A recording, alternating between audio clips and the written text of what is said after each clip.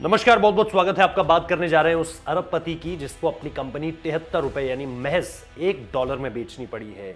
इसकी जरूरत क्यों पड़ी, क्यों हुआ ऐसा, और मार्केट को लेकर और इसके साथ साथ इन्वेस्टमेंट को लेकर किस तरह की ये पूरी की पूरी बिजनेस स्टोरी है वो आपको बताता हूं। क्योंकि $2 अरब की कंपनी अगर किसी को महज 73 रुपए में बेचनी पड़ जाए तो सोचिए किस तरह का दबाव उसके ऊपर रहा होगा, कर्ज कितना ज्यादा रहा होगा। क्योंकि without any loan, bad debts आप कहते हैं, ये कॉमर्स की भाषा में एक शब्द है जिसका आप प्रयोग उस वक्त पे करते हैं जब आपके ऊपर इतनी ज्यादा लेनदारी हो जाती है, कर्जदारी आपके ऊपर इतनी ज्यादा हो जाती है कि आपको जो है वो उस पैसे को आप किसी भी तरह से, मार्केट में कैपिटल है ही नहीं इतना जो आपको पे कर सके, और इसलिए आपके ऊपर इतना दबाव बन जाता है। ये कहानी भी कुछ ऐसी ही है। पिछले दिसंबर में उनके बिजनेस को जो है वो मार्केट वैल्यू 1.5 बिलियन पाउंड थी, 1.5 बिलियन पाउंड थी, और इसके बाद वो 2 बिलियन तक रह गई थी, जबकि उन पर $1 अरब का कर्ज बताया जा रहा है।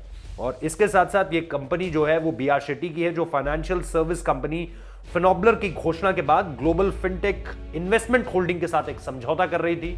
लेकिन इसी समझौते के बाद जो है ये पूरी की पूरी कहानी सामने निकल कर आती है।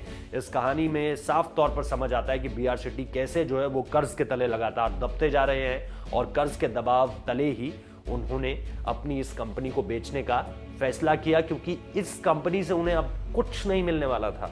और ये कंपनी लगातार उनकी जो मार्केट में, एक तो गुडविल तो बन ही नहीं रहती है, गुडविल भी एक कॉमर्स का ही टर्म है कि आपके बारे में लोग किस तरह की बातें कर रहे हैं बाजार में, इसको लेकर के आपकी चर्चा नहीं हो रही थी। दूसरी तरफ आपके ऊपर लगातार लायबिलिटीज जो है वो बढ़ती जा रही थी, और फिर बैड डेट के चलते आपको यहां तक पहुंचना पड़ गया कि $1 अरब का आपके ऊपर कर्ज है, आप पे नहीं कर सकते हैं, और अब आप जो है वो एक तरह से दिवालिया होने की स्थिति में ही आ गए थे। आपने कहा चलिए जी 73 रुपए में बेच दीजिए, यानी $1 में, तो $2 अरब की कंपनी $1 में बिक जाती है। जी हाँ, ये है कहानी बीआर शेट्टी की, जो बहुत ज्यादा दुखदाई है।